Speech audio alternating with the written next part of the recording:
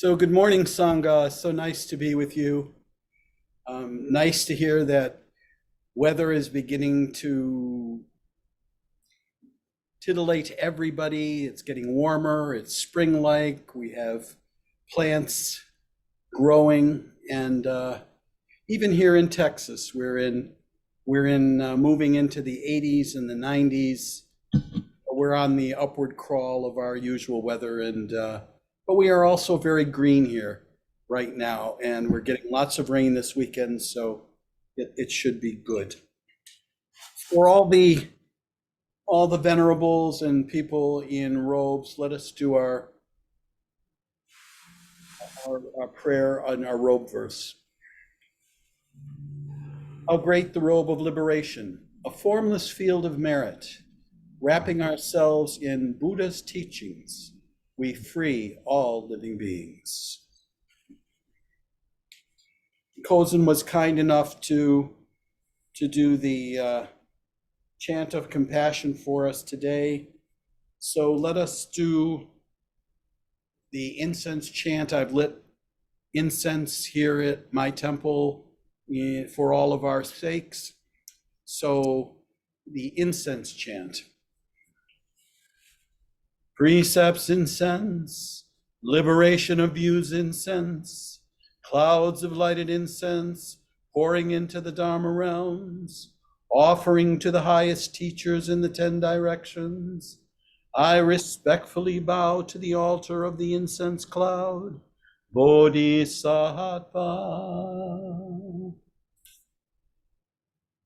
So this morning, last time I did the Dharma talk here, excuse me, I did a metta practice which was musical. And I think I'm going to continue to do that every time I have the service assigned to me, so that you all get an opportunity to learn what the chant is. It's very simple, it's melodic, it's easy to use. And as Sangha, we'll participate when the metta is for ourselves. We'll do what we normally do, which is to put our hands over our heart. And then when we're offering it out to specific individuals, we'll do it as our hands will move again towards like offering a gift. And then when we're doing it for the entire cosmos, we'll raise our hands high and offering to the cosmos. And again, gathering it back to ourselves when it comes back to metta for ourselves. Again, excuse the scratchy throat. I'm teaching it here at my temple also, and we did it for the first time last Thursday, and I'm always a little nervous about asking us Westerners to join into singing. A lot of the other nationalities are brought into the chanting, and they know it and they do it every single day or frequently in service. But as Westerners, unless we're sitting around a campfire having a hootenanny, we probably generally don't do much singing. Maybe in the Christian churches out of the Bibles, or the Catholic Church I know does some hymn singing as well. But again, as I told you the last time we did this, the Thay Jiao said that we will better establish our Western traditions for our Buddhist practices once we have music. And this is one that we can use. So again, excuse the raspy throat. So putting your hands over your heart, listen to the tune. You're on mute, so you can just hum it or try to sing it along as well.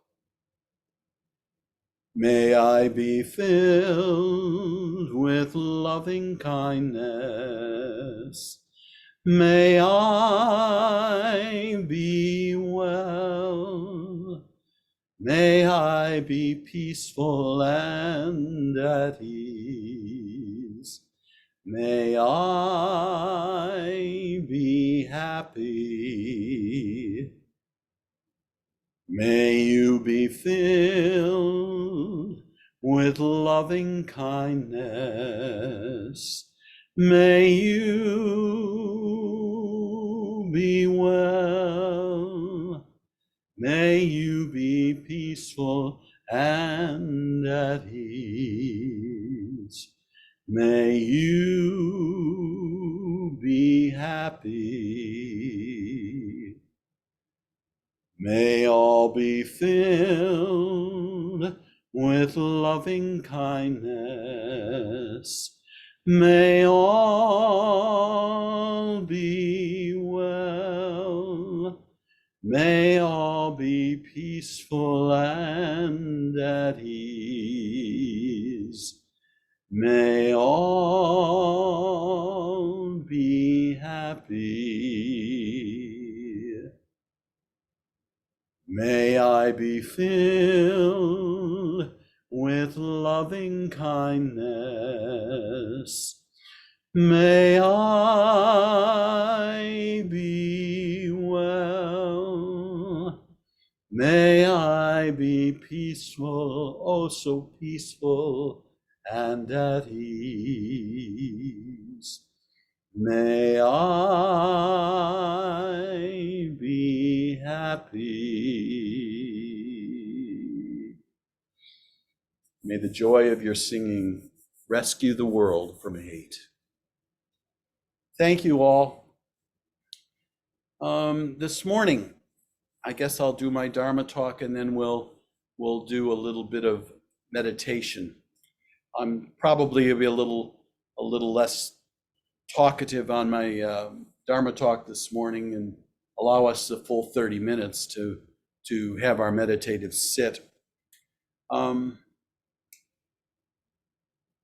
I have two services here at my temple, and I'm starting to get people, new people coming in, and some of them I call looky-loos. You know, they see the sign hanging outside, they're a little apprehensive, but they kind of knock on the door. There's a sign on the door that says, "Please remove shoes before entering."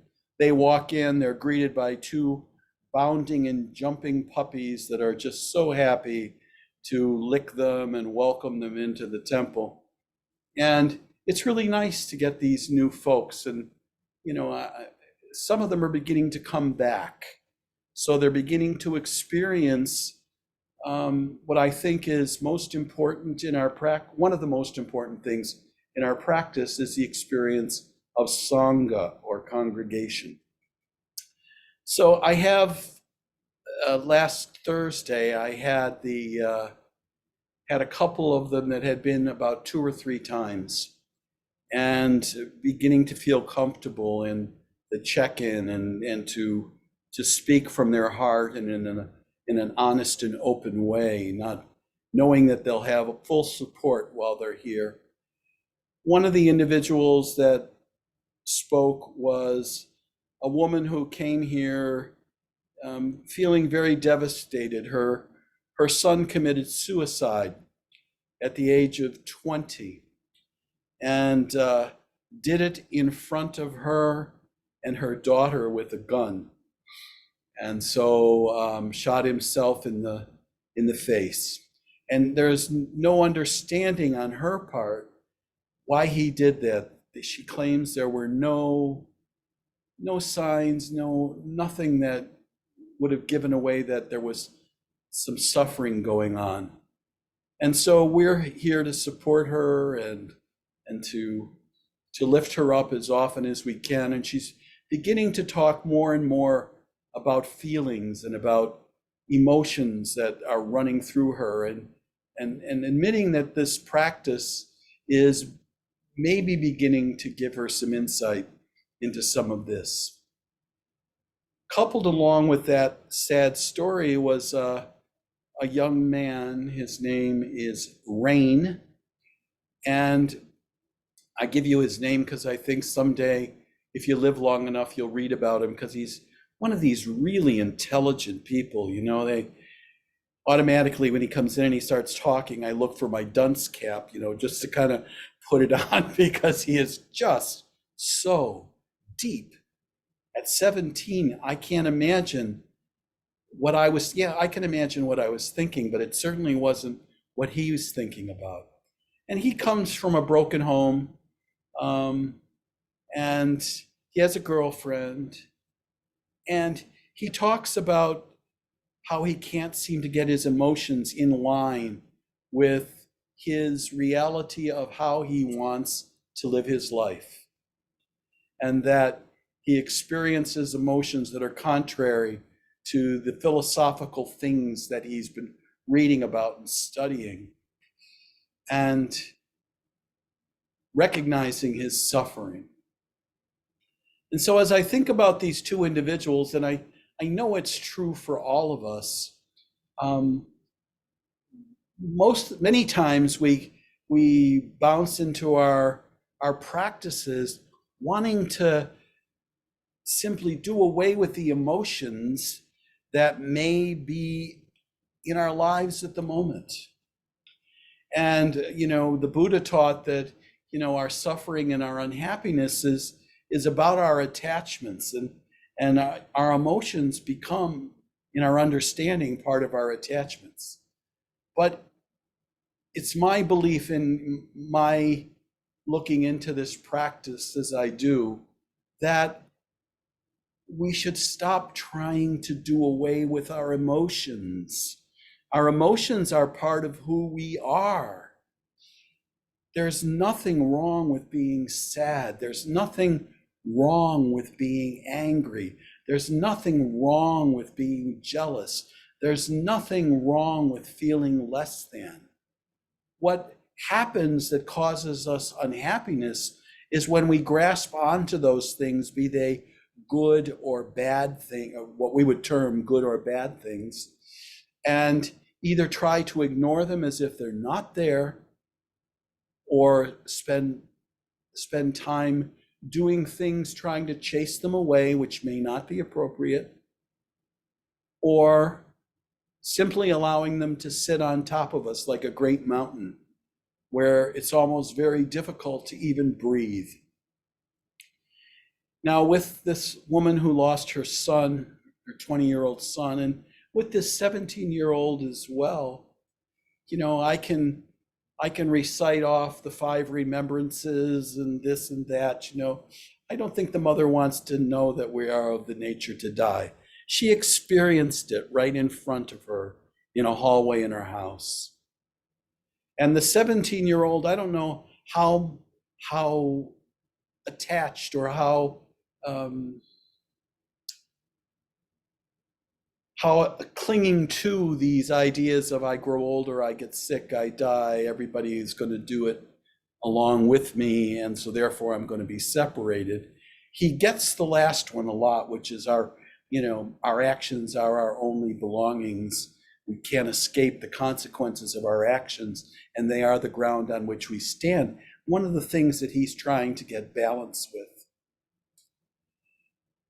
So how do we look at our emotions in a more healthy way? I think one of the ways that we can do that is to understand the stages of our grief or our sufferings. Sometimes working as a chaplain in prisons or in hospitals where we are dealing with people's emotions, sometimes right there out in front, talking with families about the 5 stages of grief are helpful, so people can begin to think, okay, I'm feeling really angry at the moment. What's that about? And it doesn't have to be about death. All change, I believe, causes us to be subject to the opportunity to be in grief. This is the impermanence thing that the Buddha was talking to us about and trying to get us to see how impermanence works. So no matter what's going on in your life or in the lives of your friends or your families, and you see behaviors or emotions in them, or you experience these emotions or or demonstrate these behaviors, it could be about a stage of grief. Sometimes we can have these emotions and they'll happen very quickly, and we won't even need to go into the 5 stages of grief. There was a woman, Kubler-Ross is the last name, who developed these 5 stages of grief for us to maybe better understand what's going on. She says when change happens, or when we have these periods of grief, or other people have these periods of grief due to whatever changes are going on in their life, maybe their relationship is going down the tubes, or maybe they've experienced a loss in their life, or they've lost a job, or any number of things that can cause our emotions to rise in us. She says one of the first stages, and they don't have to go in order, can be denial. Denial of an emotion or denial of a situation is contrary to our practice of being with it, to simply holding it deeply, as Thich Nhat Hanh would say. And so, for example, maybe your relationship with someone is not going well, and you're denying what's right in front of you, that there's a problem. And so you continue on with the same types of emotions or behaviors that is causing the problem, and you're not dealing with the problem. It could be because you're in denial. You don't want that to be part of your life, or hopefully the life of the other person as well. Another stage of this grief is moving into anger. This mother who lost her son, she's not angry at her son, she's angry at herself for not being able to recognize what she believes should have been signs that she could recognize this. Or this young 17-year-old man is angry with himself that he can't figure out this complications of life. Can you imagine at 17 wanting to figure this out all right now and experiencing anger over it? What causes us to drop into anger? Sometimes it's just nothing more than being tired, like Reverend Scott talked about. It could be very easy for him to drop into anger. It is for me when I'm tired. I just don't seem to move with the better angel on the right shoulder. The devil on the left shoulder gets a shot in here, And it's a result of the anger that's caused by this change, which is causing some sort of grief. The third one that Miss Kubler-Ross discusses is we could be into bargaining. Well, if I only do this, maybe that won't happen. Or maybe if I do this, I'll get more of that. This bargaining situation when the change is happening right in front of us, and we fail to sit with it, to be with it as it is, can cause us to be unhappy and to have sufferings. Another stage is depression. Now, depression, I don't know if you've ever been depressed, or if anybody's ever told you to just get over it. Oh, if it was only that simple. These emotions of depression can be sometimes overwhelming. I know people in this Sangha have talked about having relatives that are challenged with mental conditions that cause them bipolar things, or maybe even some of us have these conditions. This depression is a stage of grief. It's a stage of grief. And if we recognize it as such and be with it as such in a loving and kind manner to ourselves, we've got one step up on regaining some level of happiness in our life. The other stage of the 5 that she mentions, and there are more stages, people outline them in different ways, is the acceptance. And the acceptance part to me is the most Buddhist one of all, the acceptance of just seeing it as it is. Not good, not bad, it just is. And so for those of us that are suffering illnesses or frailty in our life, or old age is beginning to creep up on us faster than we can run away from it, the acceptance of where we are at this very moment when we're feeling it gives us an opportunity to begin to disperse the grief of whatever this change is occurring in front of us is happening. Gives us the opportunity to be with it. As Thich Nhat Hanh would say, to deeply breathe with it, to deeply love with it, to accept it for what it is, and not to be ashamed or any of those other things that we're feeling of these emotions, because they're natural. These 5 stages are part of who we are and how we react as individuals. And so happy are all of us to have found this path of Buddhism where we can just keep sending metta over and over and over again to ourselves and to those in front of us. That's what we're doing here in Sangha with Michelle, the woman who lost her son, and with Rain, who is just so frustrated he sometimes just can't even sit still because he just wants to know all the answers right here, right now.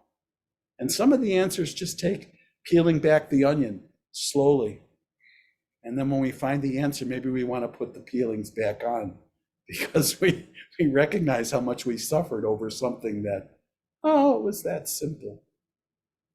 So the 5 stages of grief again: denial, anger, bargaining, depression, and acceptance are emotions that are natural for us. Not to be afraid of them, not to push them away, but just to sit with them, whether they're occurring with someone else that we care so much about, or a dear friend, or for ourselves. Just recognize them for what they are. Know that in our Buddhist practice, we know that all things are impermanent.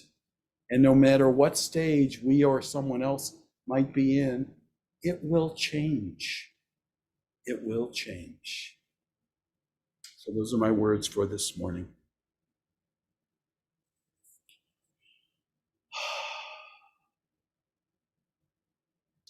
So let us take